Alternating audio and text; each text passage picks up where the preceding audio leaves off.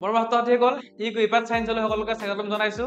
আজি আমি ডিসকাস কৰিব ওলাইছো আমাৰ যেটো চলি আছিল ডিফাৰেন্সিয়েল ক্যালকুলাসৰ শৰ্ট সিৰিজটো তাৰে আমাৰ 10 নম্বৰ ফৰ্মুলাটো ওকে তো অলৰেডি আমি 9 নম্বৰলৈ ডিসকাশন কৰিলো আশা কৰিছো আপোনালোকে গোটেইখিনি ভিডিও চাইছে ভালকে আৰু ভালদৰে বুজি পাইছে ঠিক আছে আছো আজি আমি 10 নম্বৰ ফৰ্মুলাটো ডিসকাশন কৰি লও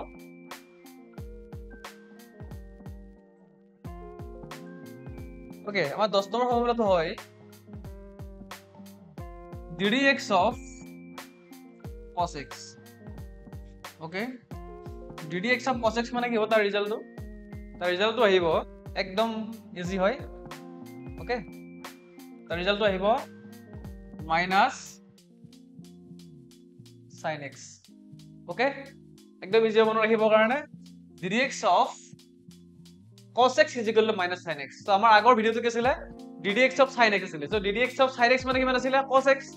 আৰু ddx of cos x মানে কিমান হয় minus sin x জাস্ট তাৰ উল্টাটো হয় ঠিক আছে যদি আপোনালোকে ভিডিওটো চাই বুজি পালে ভাল পালে আপোনালোকে ভিডিওটো লাইক কৰিব আৰু আমাৰ চেনেলটো সাবস্ক্ৰাইব কৰিব ধন্যবাদ